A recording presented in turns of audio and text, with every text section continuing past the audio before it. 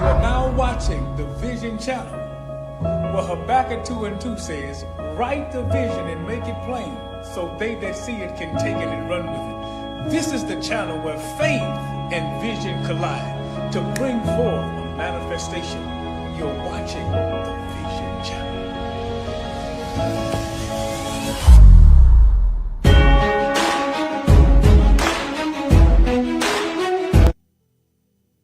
Good evening, everyone. You're now tuning in to Merge Broadcasting from the Vision Channel, and I am here, Pastor Chandrea Malone, with Apostle Tyrance Greer. How are you doing tonight, Apostle? I am doing wonderful. Well, as you can see by the topic, by the title, tonight we'll be talking about the return of the Nephilims, and we often have mentioned things about the Nephilims. We kind of touch base on it previous times as we've done the broadcast, but tonight I feel like it's going to be a different night. I believe we're going to gain more clarity because oftentimes, for the sake of the people, we can kind of stay on the surface as opposed to getting to the deeper depths of things. And I think we live in a time right now where we need to know the deepest depths of things in order to bring us out and give us clarity, insight, and wisdom as to what we're facing with. Also, how the Bible not coincides but parts with what we're actually going into today's times, because I think a lot of times we have to see it in order to believe it. So that's why I'm excited about tonight. But, I mean, Apostle, we're talking about the return of the Nephilims tonight. So just really quick, we've touched bases on it before. We talked about it before. But just give a quick overview, synopsis of who and what the Nephilims are and what they represent. Yeah, one of the first things I want to say tonight, when it's concerning, now the Bible, the King James Version, it doesn't use the word Nephilim. But in Genesis chapter 6, it uses the word giant. The word giant in Hebrew is Nephal. Nephal is where we get the word Nephilim from. And these Nephilims, you can see all throughout scriptures, and I'll explain it. These Nephilim was a culture of people. They were a culture of people that were produced by angels, fallen angels. In Genesis chapter 6, you would find that it would make a statement about, it said, when the sons of God saw that the daughters of men were fair, they took them. So took meaning without their consent. So they raped them and they took them. And I'll give people an example of just the word took. So in Genesis chapter 34, we find that the prince, not the king of Shechem, but the prince, took Dinah, raped her, and then wanted to marry her. It said because his soul cleaved unto her. So these fallen angels would take, y'all please hear me, and learn how to deal with DNA. This was the first time that they would utilize the ingenuity and the wisdom that they would have to try to circumvent and splice DNA. Hear what I'm saying? I'm going to take you back to Genesis chapter 3. And the reason for them trying to produce seeds was to eliminate a seed. I'll explain it. So in Genesis chapter 3 and verse 15, God will make a statement. Since you have done this, there shall be enmity. The word enmity means hate, animosity, aggression. There shall be enmity between the two seeds. And the seed shall bruise thy head, and thou shalt bruise his heel. So God was telling them there's a seed that's coming. So what Satan done and his angels, the first thing that they tried to do, they tried to kill Abel because they thought Abel was the seed. Yes. They thought he was the seed because he was accepted. So they used Cain. Y'all, please hear me. Please hear me. Because the enemy never thought that he can have kids until he merged with Cain. Cain would start an entire civilization, and that we are still living by the civilization that the enemy themselves gave Cain the wisdom to construct. Hear me. Hear me. How the Nephilims or how spirits work. They work by knowledge. Yes, how they function and how they work. How they get people, they enhance their knowledge. As the tree of the knowledge of good and evil. Yes. As the tree of the knowledge of good and evil. So with Cain, when it was concerning the spirits, because Satan was a fallen angel, he was also a son of God. Exactly. And God would tell Cain, don't you know why is your countenance fallen? Don't you know if you do well, I'll receive you? But if not, sin is crouching, it's waiting for you. So God was trying to warn him that these fallen angels are there, but the knowledge would still be increased. The knowledge would still come. He would give him knowledge. So Cain, now I want people to hear this, and I'm trying not to go too far or too deep into this. We are. So I really want to like talk tonight because I want people to really understand what I'm trying to say. I want people to say, and I know it's going to be controversial when I say it. When Cain went to the east of Eden, he created Nod. He created, watch this, idolistic. He had a child and would name a city after his child. Hear me. But where did the women come from? Right. I want people to be, I want you to listen attentively to what I'm saying. In Genesis chapter 2, it said God planted the garden and placed Adam inside of the garden, right? In Eden. Anything outside of Eden didn't have his image. It didn't have his likeness. Anything outside of Eden, please hear me, hear what I'm getting ready to say. Because Cain, after sin, he knew that he was banished outside of God's presence. So anybody outside of God's presence wasn't his image, and it wasn't his likeness. So he would leave God's presence. And if God's presence ain't there, his image ain't there, his glory ain't there, the manifestation is not there. The only thing that he has left is somebody who has a tarnished image. Please hear me, because so because of that, he would have someone, have a covenant with someone. Y'all please hear me.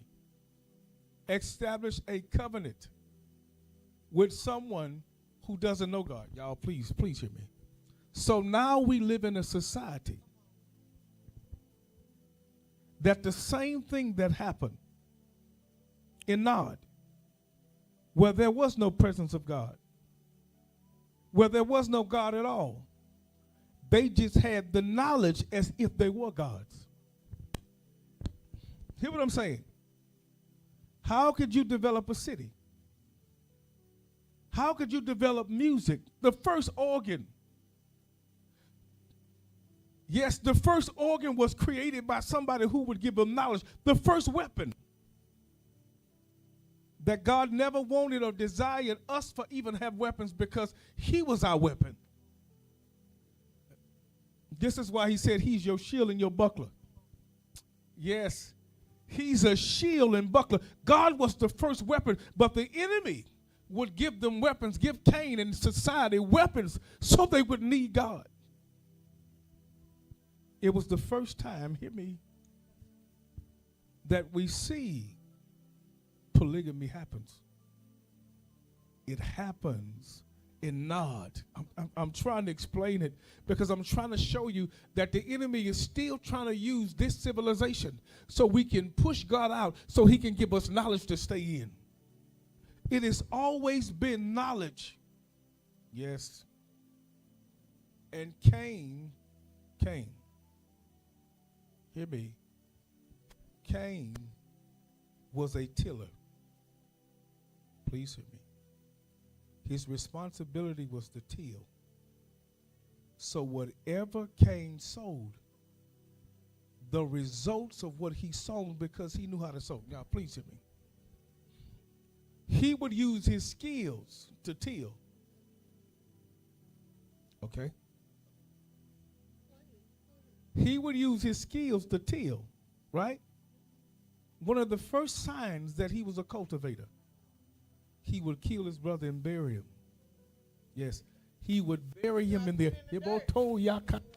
Sheke bakataya, sheki akata, leshike bokoti akataya, leki akataya, loboko shiaka, yekele bokoti aka, yeke akata, lebo shike bakataya, leki akataya, yeke bakataya, loboko shiakataya. And didn't realize that God will give a proclamation. And the proclamation that he would give, he would tell Adam, from the dust you came, and from the dust you shall return. Watch. It's crazy because Abel, even though he buried him, he was still fertilizer.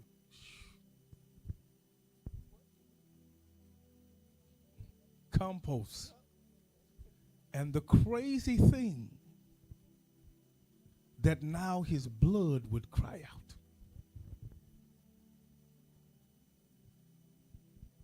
He wanted or thought that the seed of the woman was finished.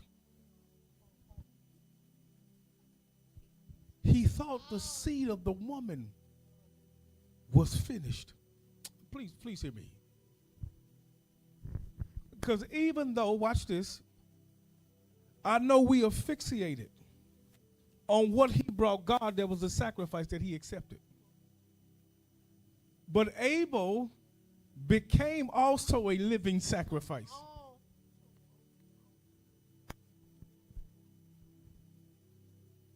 I want you to hear me. So the first time that we see grace, whoosh, the word grace itself was given to Noah, but the seal was placed on Cain. Y'all, please hear me. Please hear me. It was the first time, please hear me, that salvation would come through a seal. Watch this. Somebody who Satan merged with. A seal was placed on Cain's forehead. Watch this. So that Satan couldn't kill him after using him. Watch this. But Satan would use that same seal as a source of salvation wickedly.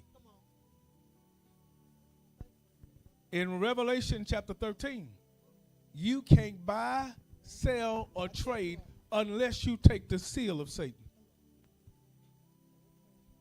It's a source of salvation for the world. The seal. So Satan would give knowledge to construct a civilization and a system without God. And from Adam all the way to Noah, it was only 8 generations. Now, God blotted out Cain. Saved Cain, but blotted him out. You won't find Cain in the genealogy. God would take him completely out of the genealogy.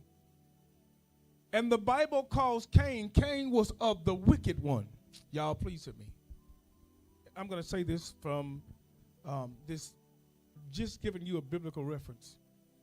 That in the Bible, the firstborn grabbed the inheritance. He was the first fruit. But Satan himself knew that if I get the first fruit, I can take the inheritance. The earth was passed down to the next tiller. That's why God came to him. Yes, the earth was passed down to the firstborn because he was the tiller. Because God desired to bring rain, not as judgment, but for refreshment. Go ahead, girl. Look, it's you. You just said so much. Just in that, I'm super excited. By the way, I'm super excited about tonight. But you said so much, and I'm going back to when you were speaking about how I don't even want to say the Nephilims because I feel like we give that name too much credit. Because when you think about it, you think about this. Everybody always equates this to like a physical giant, as opposed to some type of spiritual entity that takes over and tries to run stuff. With that being said, when you were speaking, and I know this is probably off topic, but it brought something to me.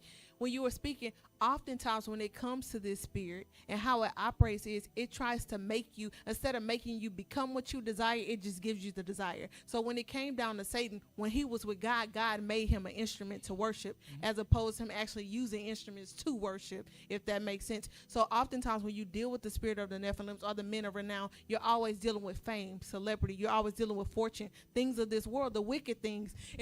And I'm trying not to go there, but it's just like, it was coming as you were saying it.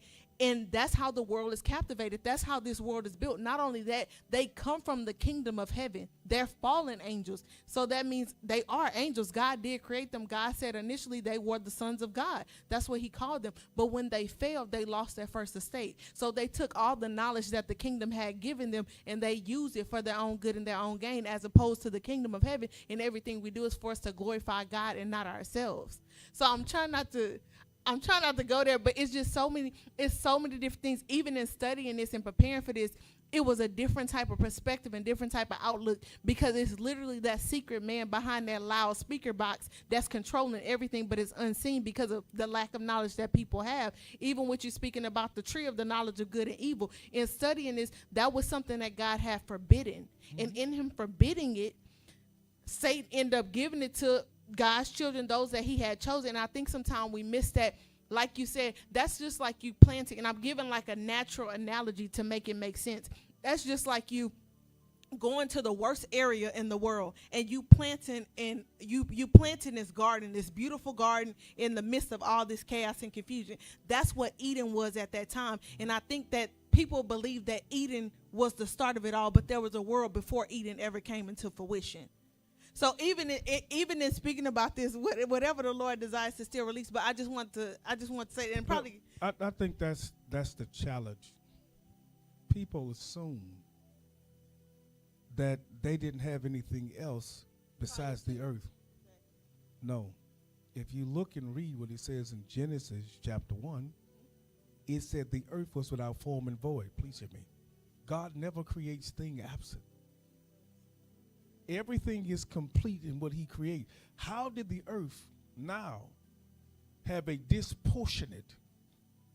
How was it disproportionate now? How was that not a balance? How was it not perfected when it said the earth was without form and void and darkness was there? So how could that be? How could darkness even exist?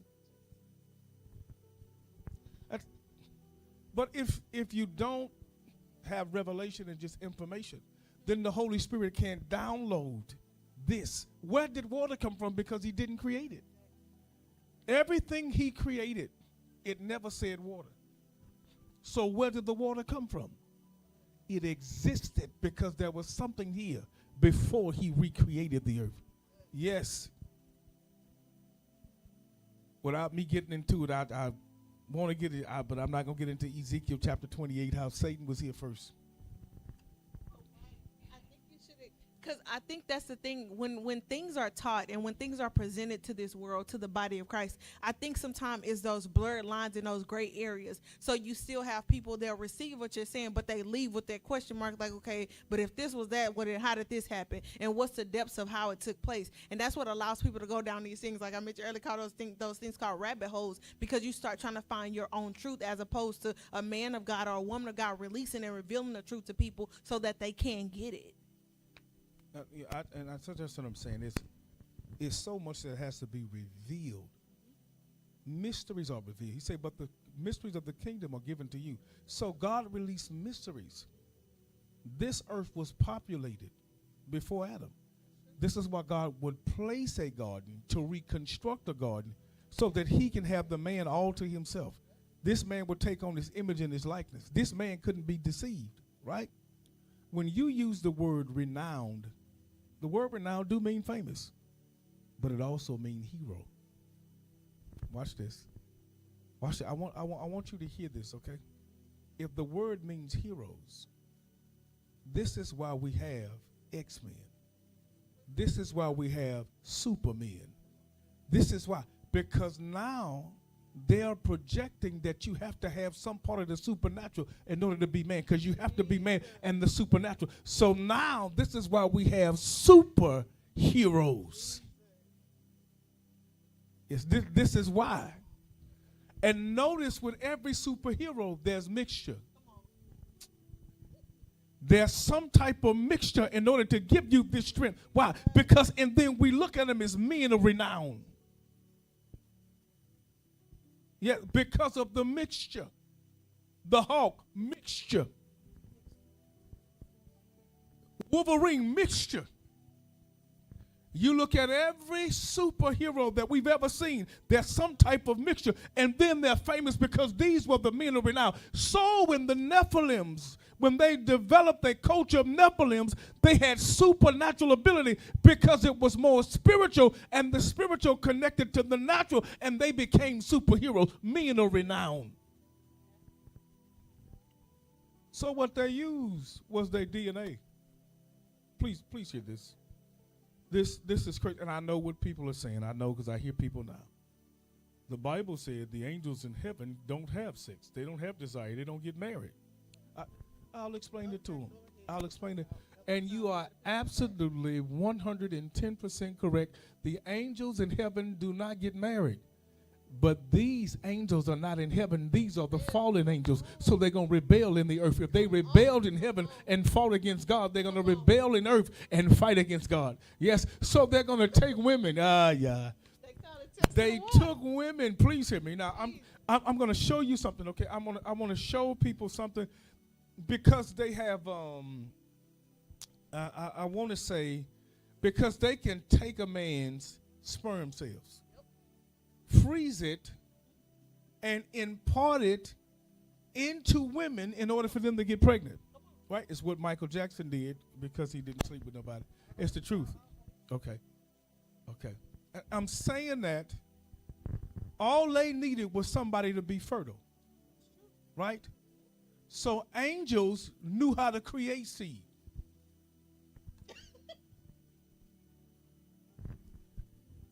If the angelic,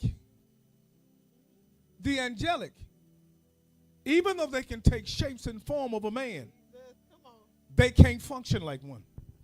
But they had the technology and the mind to be able to circumvent and create seed to go into the woman. They slept with them. Please hear me. They would sleep only to try to circumvent the seed that was going to crush the serpent's head. They were trying to protect their leader, Satan. Woo. They were trying to protect Satan by taking the women and trying to circumvent the seed. And so from that day forward, the knowledge would come. They would give them wisdom. They would give them instruction. They would give them crafty things, stuff that was in heaven, so they can rule in earth. Please, because they needed children. So the entire earth was plagued with a mixture of seed because the DNA was messed up. So I'm finna go way over here. And so we think they just stopped at women.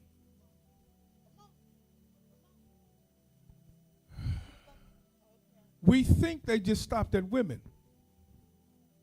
So where did matadors come from?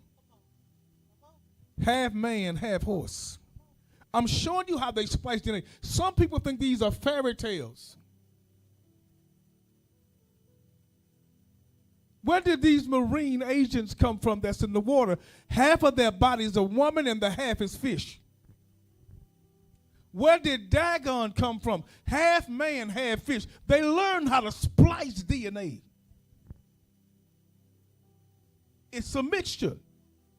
They learn. If you look in our society today, where did we get the technology to where we've learned how to splice DNA? How did we get that technology to where they're trying to make pigs? In China, they have sperm cells to where you put it inside of a computer, a robot, and the robot develops the baby for you so you won't need God. It's the same technology of using the DNA. We don't know that this was part of the system from the beginning. And so the system is still here now, that they're using the DNA. So let me go back to Matthew chapter 24 and verse 37, okay?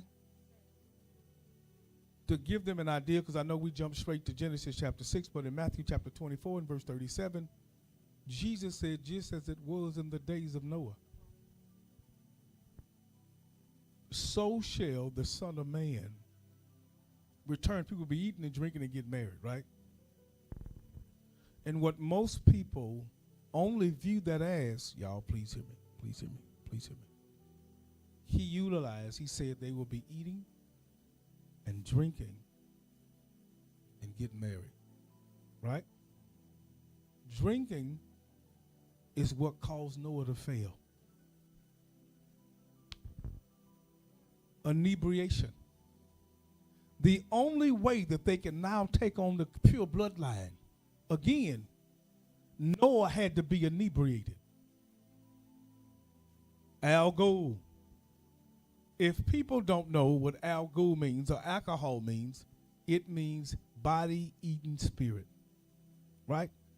So in order for them to come back into the bloodline, even after the flood, Noah himself had to be drunk as they were getting drunk before the flood. Eating and drinking and being married, not understanding that in order for us to come back, to explain how the Nephilims, and we're going to go to the depths of tonight, to explain it, when the children of Israel went into the promised land, they said to show you that there were more Nephilims, more spirits, fallen angels slept with more women. It said there were giants, Nephal, the Nephilims. These were the descendants. These were giants in the promise, the sons of Anak. Not realize, I'm trying to explain it. He said, and they will be married. Please hear me. Because these spirits only want covenant. Marriage represents covenants. So there come now. I'll say this. I don't know if people. There was a movie called Amityville Horror. I want you to go back and do some studying on some of the stuff that I say. Don't watch the movie. Just Google it. And this was an actual event. They say this was based on facts. So because of it, spirits would literally come. Boy, y'all, this is going to be a long night. This is going to be a long night. Spirits, when the woman would sleep, spirits would actually come into her room and sleep with her every night. And they would make a movie out of someone's encounters that they would have to deal with spirits sleeping with people naturally. So we would consider it to be, because we will give it the name, incubus and succubus. So the same spirits that would find people, that would come to people, these same spirits can still function and operate in the earth. Y'all just hear me, okay? Stay with me. Jesus said, just as it was in the days of Noah. We only think about the eating, drinking, getting married, we think about that, but not angelic activity, not demonic activity. Please hear me. Do you know in the days of Noah, I want y'all to hear me. It said, watch this, and we're almost at this time. It said man's imagination and heart was continually evil. It was continually evil. And when you start looking in the book of Galatians, it starts telling you how people are going to be high-minded, haughtiness, arrogant, prideful, boasters, lovers of themselves, not lovers of God. So we're living in a time and an era to just as what we're seeing. We are seeing the same characteristics as it was in the days of Noah. We're looking at the same characteristics in that day. We are looking at it in this day. It's the only time that we see scripturally where God said, it grieved me. And God is at the point to where he's grieved. He's grieved. And the first sign that something was getting ready to come that nobody had ever seen. Please hear me. Please hear me. No one had ever seen rain. No one but. Now, I'm trying not to go too deep. I'm trying not to go too deep. If people knew where the water came from first, the water didn't come from heaven first. It said, and the great deep broke up. The ground from the water that was under the ground broke because the earth was on the ground. That was the first sign. It said, and it broke. The earth opened and the water came from the earth first. That's the only way the boat would move. And then the water would come down from heaven. Please hear me. I'm saying this because Noah's only purpose, his only function. Now, I'm saying this because I know, please hear me, and I'll give people signs. Noah's purpose, Lamech, his father, in Genesis chapter 5, said, this one has come to give us comfort so that we can rest from the toil of our hands because of the ground that God cursed. Noah was assigned to remove the curse that was on the land. Please hear me, because they were toiling. Because God told Adam, from the sweat of your brow. Yep. He told him, now you have to work. And Noah's responsibility was for God to reinsert his authority, his power, and his image and his likeness back. Because Noah wasn't contaminated. Y'all, please hear me. It said, and Noah was perfect in his generation. Pure. That word perfect means pure. Right?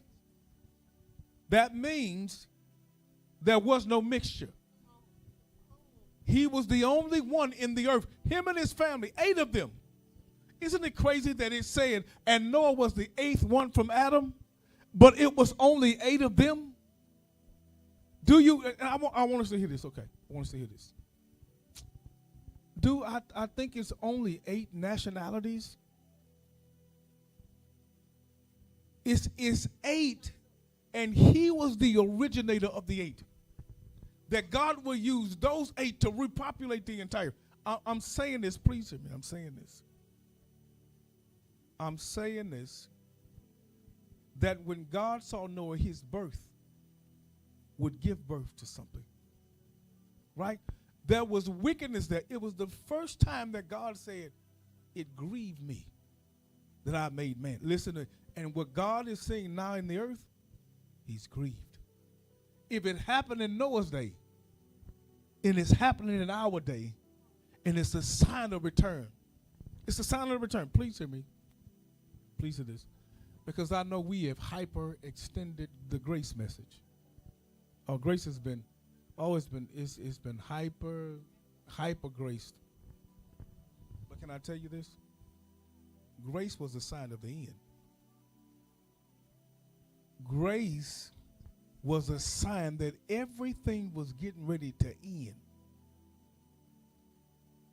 So you're hearing the message of grace, and people are using grace as a sin license. You're trying to use it as a sin license. You don't know that grace was given as an end. Something is going to happen in the sky, because when that water came down, people had never seen it. So God is getting ready to do something in this generation that people had never seen. Why? Because of grace. Let me explain to you.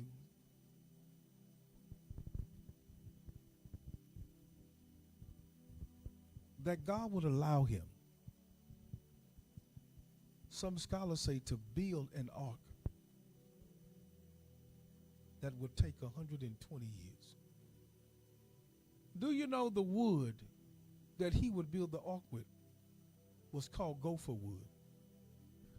Some scholars say that wood don't even float.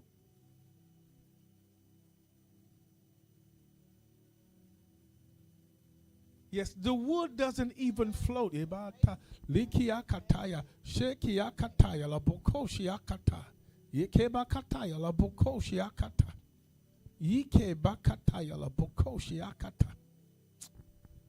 me explain this, please. It would take him 120 years. I think sometimes, because things are revealed through mysteries. Isn't it amazing that how man fell was by wood?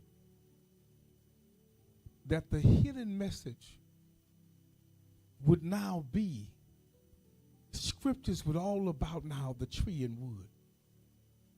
That salvation would take place through wood.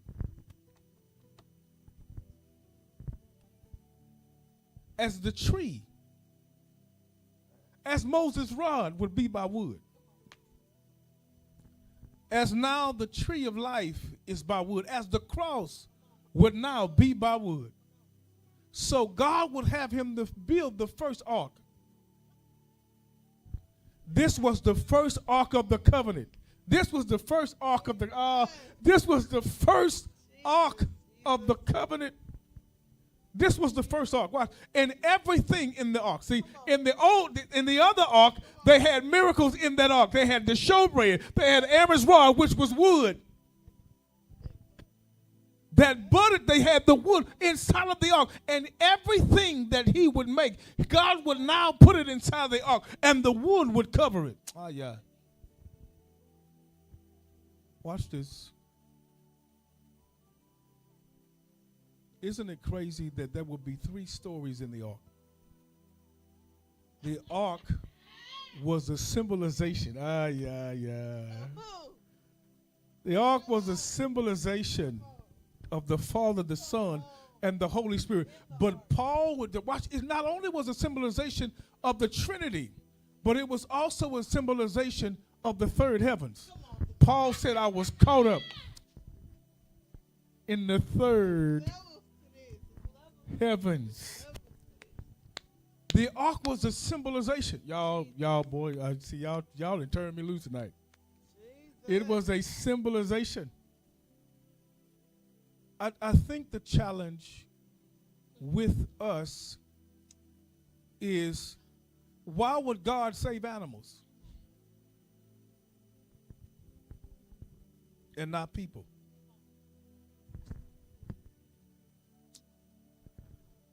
Let me explain to you what's going to take place. Do you know that the animals would lose their first nature? Yes, lions would now kill the sheep. They would lose their first nature. But the authority would come back in the days of Noah, to where now a lion would lay down with a lamb.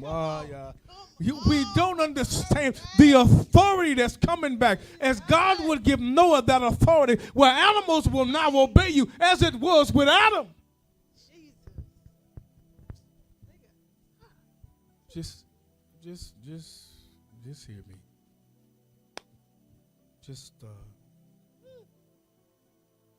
Some people tend to think that there are no animals in heaven. Don't worry, I'll explain it. This is one of the reasons why God would save animals.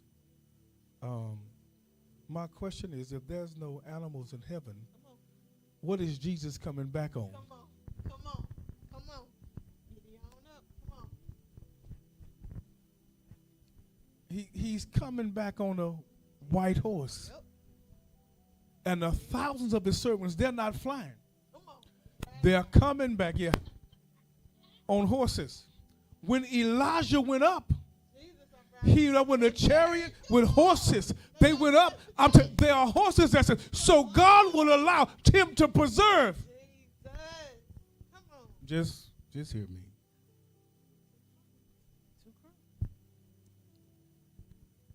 Just hear me.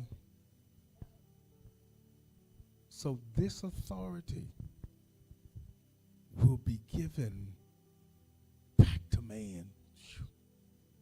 Please, this authority that he would carry is going to be given back to man in the days of Noah. Please hear me.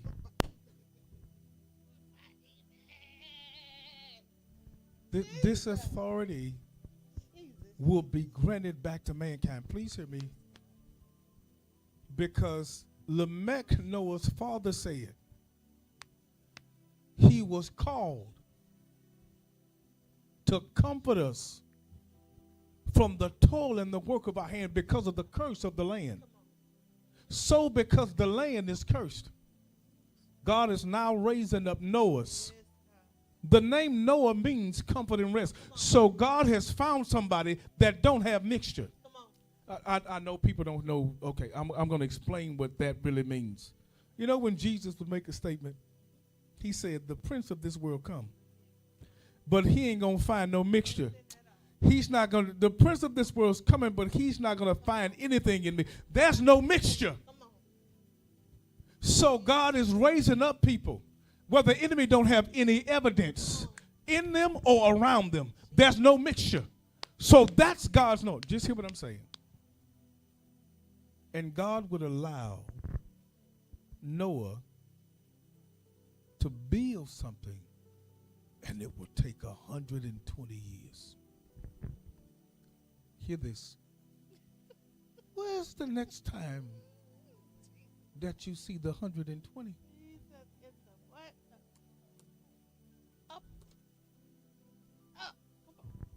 The 120, the upper room. People had now got to see something that will come in the earth that they had never seen before in the earth. They had now seen in the upper room there was an outpouring of the Spirit. And just as it in the last days, the Bible said, your sons and daughters shall prophesy, and the Spirit of God shall come upon all flesh, and your sons and daughters shall prophesy. I want people to see what's coming with Jesus in his return. In 2 Peter chapter 2 and verse 5, it said, when God destroyed the first world, it said it was Noah, he was a righteous preacher. So what's coming back is right preaching. The righteousness of God is now coming back. Yes, the righteousness of God. He was a righteous preacher preaching in wickedness. Hear this. The sign that God is coming back, people are going to be preaching right now, prosperity gospel. Hear me. Watch this. Because in Matthew chapter 24, I think it's in the 14th verse, where it makes a statement, and the gospel of the kingdom shall be preached as a witness to every nation, and then the end will come. As it was with the end of Noah, when the end of his preaching left. I'm trying to go back to the beginning of when you started this segment here. I want to go back to the rock. Because when it came to Noah, when it came down to Moses, God asked him, to speak to the rock so that the water can come out of it. Everything that God does comes out of him. He shows us with his creation. You spoke about the ark. With the ark, it came out of him. It was nothing that was outside. So, of course, even with science would say how rain comes, it comes from the bottom and circulates to the top and then comes out. It's not just, it doesn't come from the bottom and go straight up and then it comes down. It's actually like a cycle that it has to go through in order for rain to be produced. So you said that. So that's something that got me, because, again, everything comes out of God. And two, with that being said, even in the time that we're in, what is being preached is only for those that have itching ears. It's only for those that want to hear something that's going to make you feel good. Even when you're talking about the splice and the DNA mix up, the mixtures, you have people trying to become something that they're not. So you do get into the different communities, the LGBTQ community, all these different people trying to be something that they're not. They're trying to mix man and woman. They're trying to mix woman and man. They're trying to make something and create something. Even when it comes to the producing of children, you have Elon Musk trying to make children in a lab. Everything is being done by the hands of man with no productivity, with no type of substance. Everything that God does, it comes pure. It comes completely and utterly out of him. So as a people, as a body, I think that's what we're missing in this day and age. And God is restoring and bringing back righteous preaching. He's bringing back that unadulterated truth. He's bringing back everything that his people needs in order to come out. Because right now, it's like when you see people and they used to play basketball, right? When you were younger, it probably went something like this. Everybody would gather at the court. You have two captains, and everybody's trying to pick out who's coming to whose team. Right now, that's what's taking place. The enemy's trying to see who's going to ride with him, and Jesus trying to see who's going to ride with him. And right now, it's really time for you to make up your mind who you're going to ride with. Because when the mark is presented to the people, as it's already being done, but when it's actually implemented, once you get that mark, it's no returning. You can't say, well, Lord, I got it because I needed it right now, but I still love you, Jesus. No, that's telling God that you picked who you want to be with. You picked the team that you want to run with. The sad thing is, you're not going to produce too good after you get on that team. So right now it's time for you to make your mind up as to who you desire to serve, because the enemy is playing for keeps. He's not playing anymore. It's time for you to, it's no longer time for us. In Hebrews, it talks about you turning your ear. You turn the deaf ear. You harden your heart when the word of God is being released. It's not time for us to harden our hearts. It's time for you to take what's being said so that your life can be corrected, so that you can be pleasing to the Father, so that you can do what's needed to be done in this day and age. We're still talking about the return of these Nephilims, apostle. So let me get into this question. Tonight, the title of tonight is The Return of the Nephilims. Have they ever left? No. Amen. So I think the challenges, and you can go, I want people to go and study and do research on this. Isn't it amazing that Antarctica is a place, but every nationality, every country is prohibited to go to Antarctica. No country, no person can go to Antarctica. The question is, why? What are they hiding?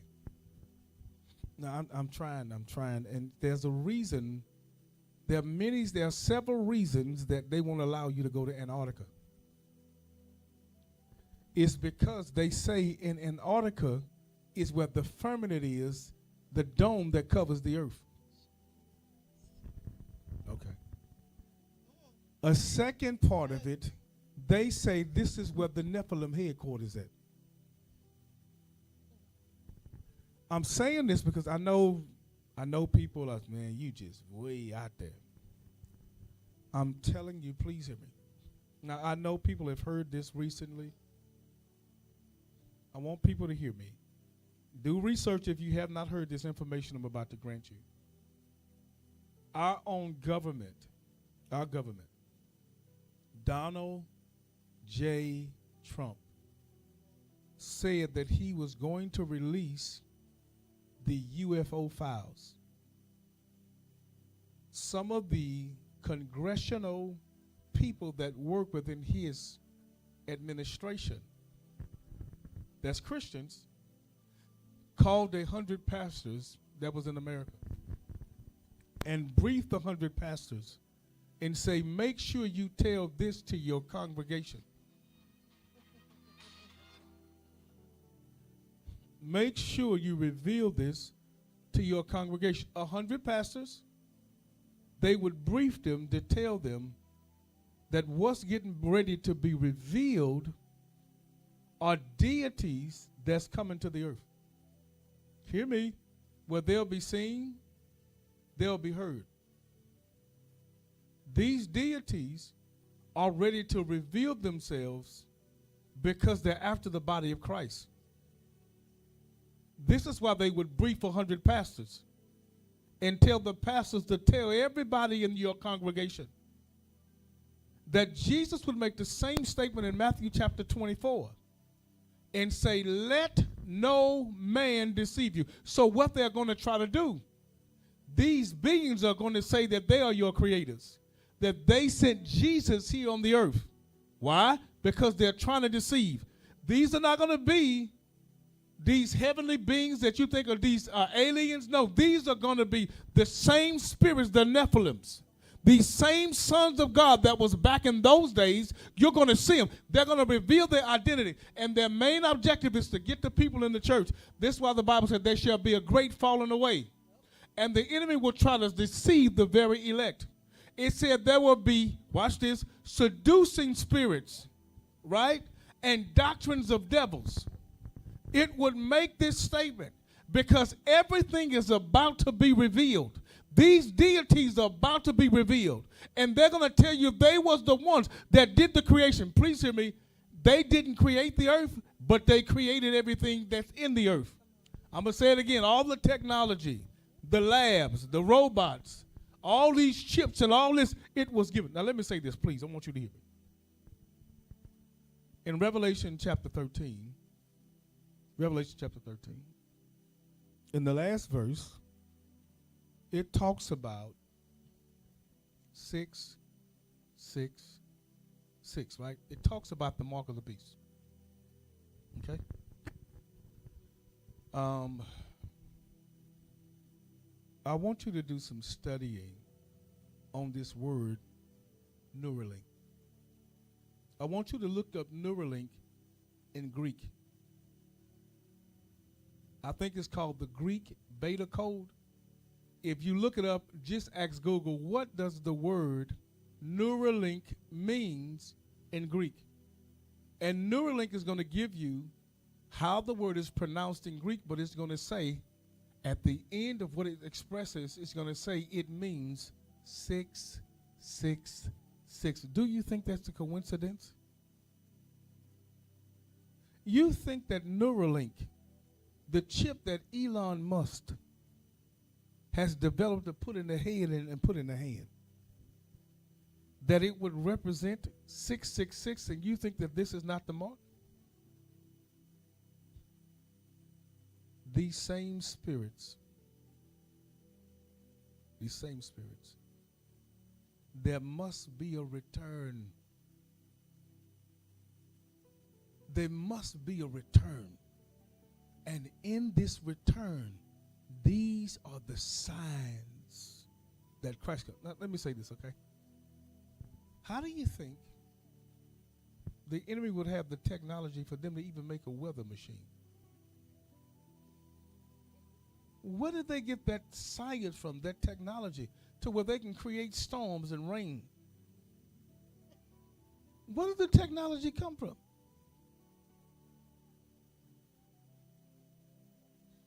The enemy himself has always given knowledge for your soul. And some people are partnering with the wrong spirit. These Nephilims, these sons of God that are coming, y'all. Okay. Let me tell you this. Remember when I stated in Genesis chapter 6? Okay.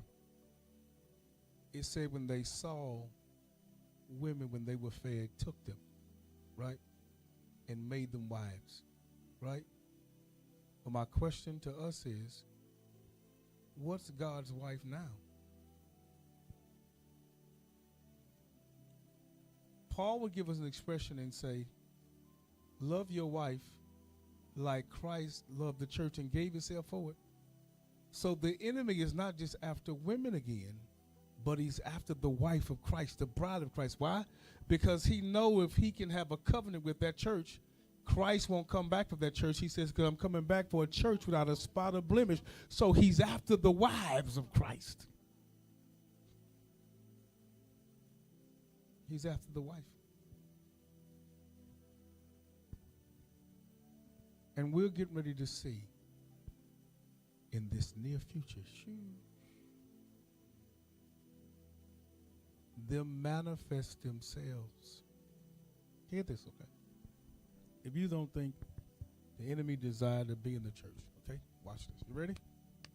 Remember in John chapter 8, verse 44, Jesus is saying, trying to talk to Pharisees and say, why don't you believe me? He would make the statement and say, you know why you don't believe me? These are Pharisees and said they're in the church.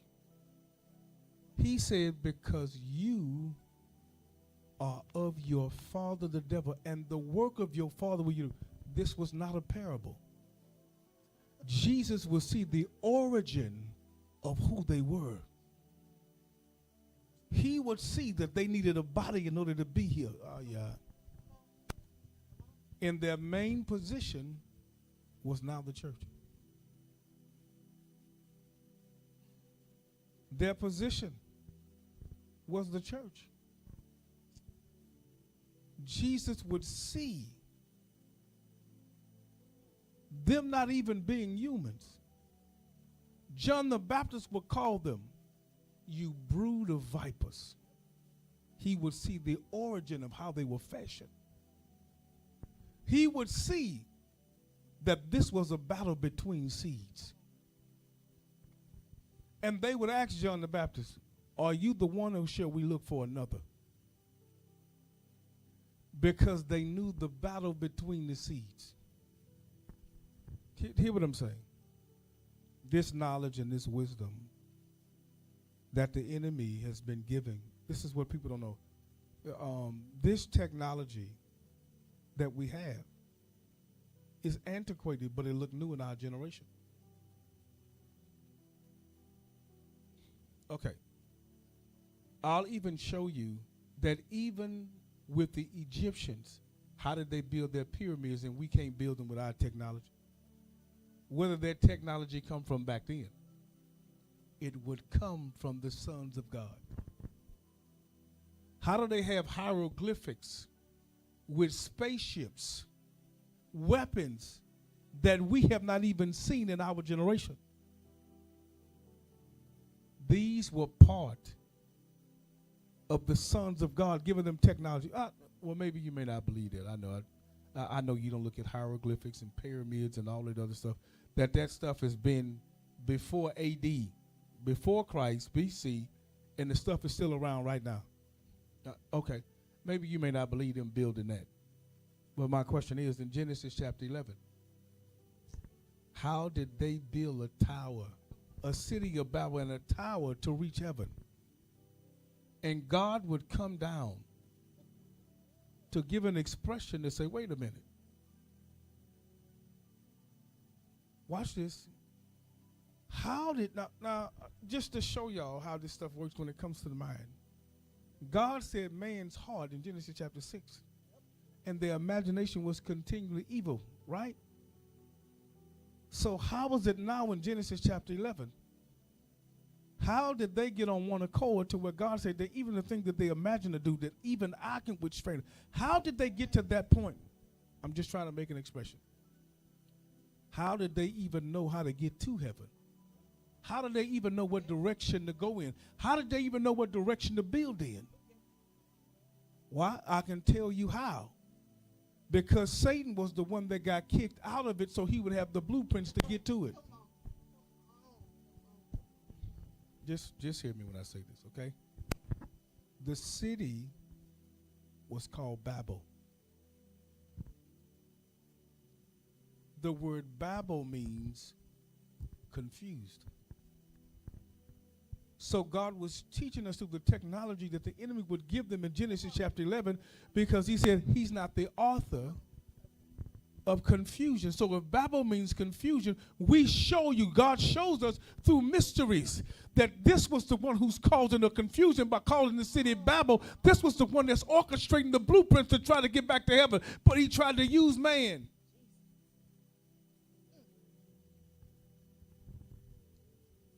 And so we're seeing all of these structures, buildings being built.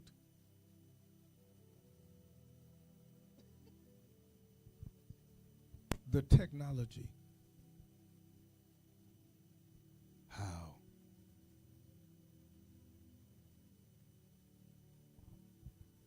Because of the return of the Nephilims and the sons of God.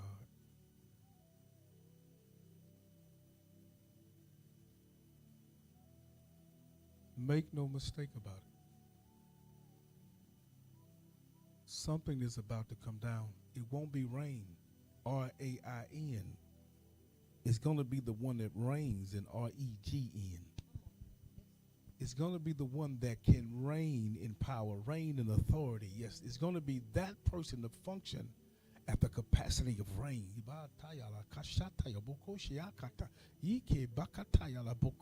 He's coming in the clouds. As it stated how he left in the cloud. And the angels would say, why are you looking up at him? The same way that he left is the same way that he's coming. He's coming back in the cloud. Please hear me.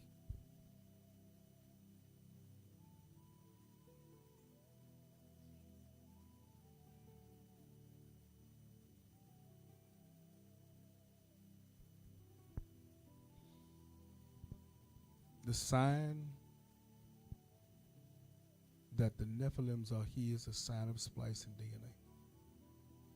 So now a man can become a woman.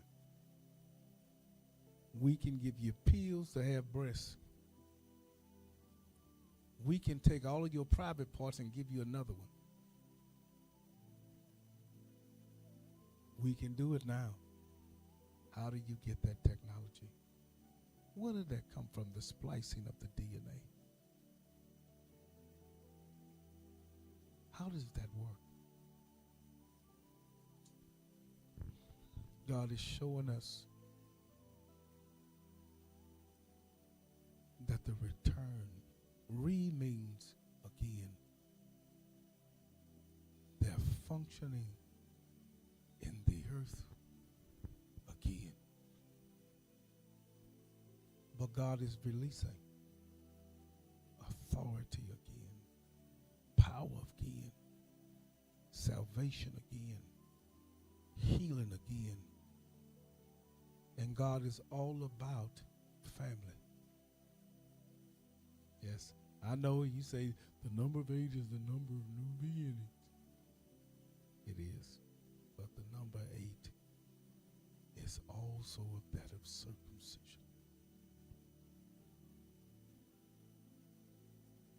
Yes. Circumcision is also a sign where God establishes the covenant with Abraham. In Genesis chapter 17, he said, Abraham, I want you to walk thou before me and be thou perfect.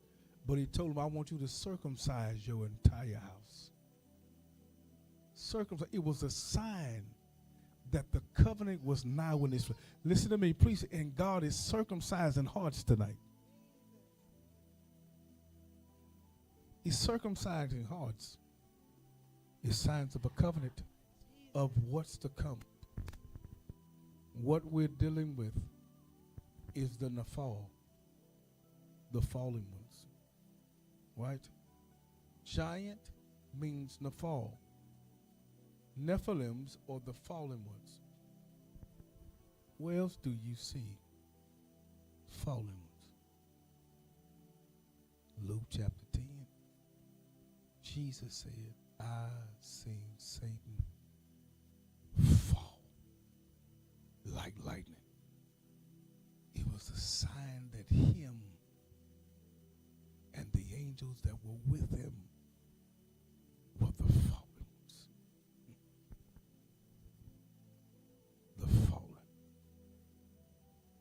I pray that we are ready and not deceived. That you don't have itching ears. That you don't take the mark of the beast. Because they have tried everything now and they know now it works. So please hear me. The next thing they're doing is a digital dollar. Everything is going to go digital. Please hear me. I'm going to say this while I'm on air. There's going to be a blackout. I know people have heard this, but I'm telling you now, there's going to be a blackout. Our systems are about to be wiped out. So what you call normalcy, they're about to take away your normalcy. I'm telling you, your normalcy is about to leave. And this is how they're going to introduce what they're introducing now. In Mexico, in January, they are doing away with the dollar. Any kind of money that they have, they're doing away with it. And they're introducing the system. And now you have to now register by July for digital ID. They're putting everything in practice for you to take the mark. I'm telling you. You've already seen the pattern. You've heard the wars and you've seen wars and rumors of wars. That part has passed now. Now it's time. You've seen the earthquakes in diverse places. You've seen plagues. But you're forgetting about the return of the Nephilim. The return of the sons of God. Breeding. They are breeding. This is about breeding. They are breeding. It's a sign that Christ is about to return.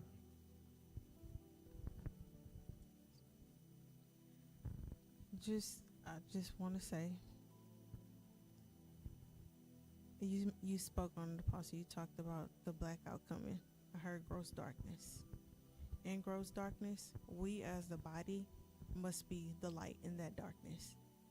Because at the end of the day, those that are unaware and that don't know, that can't stand up and take accountability, they won't be blamed, so to speak. It'll be the ones that carry the light and refuse to let their light so forth shine in this generation and time that we're in.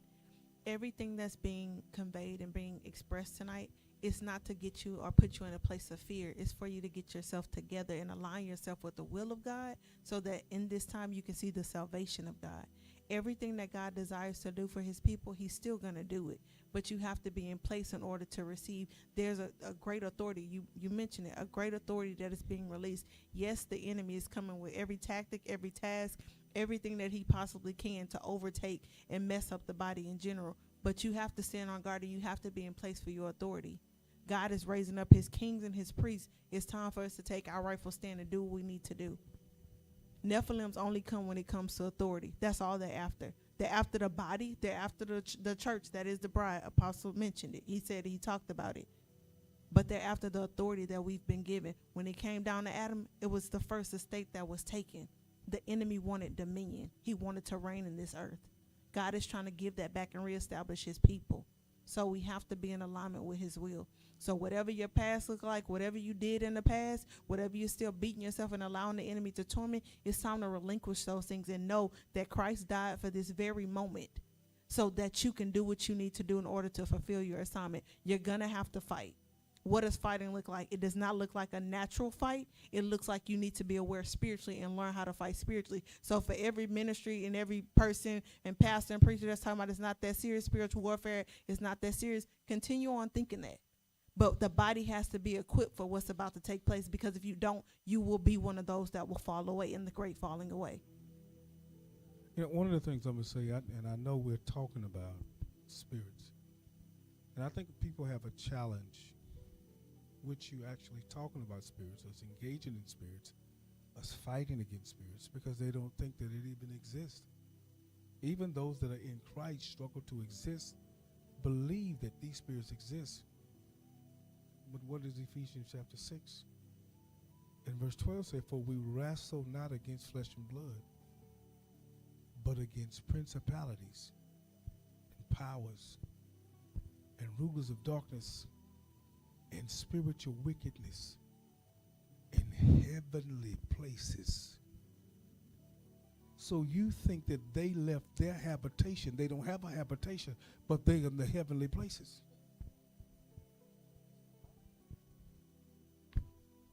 They're here. And you're going to see within the next 3 to 6 months, everything that I said.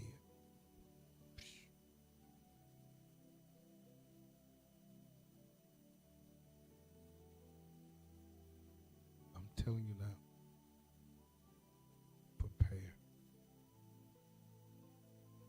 When you see what I said and what I spoke tonight, it's only a sign that's how close the return is. Because they can't return without Christ's return. It's a sign that they're going to return. And Christ said he doesn't know the hour nor the day. Right? No man knows the hour nor the day. But he will tell you, try to give you a secret and a code that when they come, I'm coming after. I'm going to return. But right now, we are living in the days of Noah. We are living in it. Breathing. These are the days of Noah. Yes. And God is looking for one man, one woman to be a righteous preacher. Righteous. The whole world was against one man. But he knew how to be. I'm going to say this and I'm going to let her, I'm going to give it to her. You know when it started raining, before it rained, when Noah had finished the last piece, it said, and God closed the door. I want you to hear me.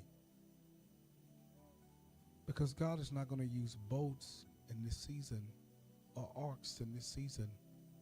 Jesus is the door. This is why he said, it's in me. You live, you move, and you have your being. As long as you remain in him, Jesus said that I am the door. Once he closes himself to you. You're going to be caught in the chaos, caught in the confusion, caught in the destruction. Yes.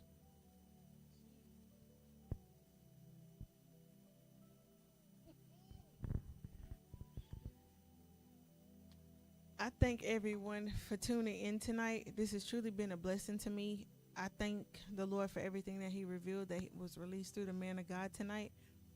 I just want to say, for those that have been under an evil umbrella, an evil covering, where your eyes have been blinded, where you've been veiled, where you cannot see, my prayer is that the Lord will begin to remove the scales from your eyes, but also remove the veils as well as the evil umbrellas, that you're able to come out from among those things that are hindering you, prohibiting you from seeing the things of God, from understanding and knowing the truth, so that you will not be caught up or bound in what's about to take place, or even stay in the place that you are now, that you will gain back stride in your momentum so that you can move in these end times. So I truly pray that you got something. I pray that your heart was open to receive and that you did receive, but not just what was released here, but you received Christ, and that you allowed, just as it was when not the Nephilims, when the men of the renown, the sons of God, got with the women, that they merged with them. Allow the Holy Spirit to merge with you in this time and this hour, so that you can actually walk upright in this authority, this power,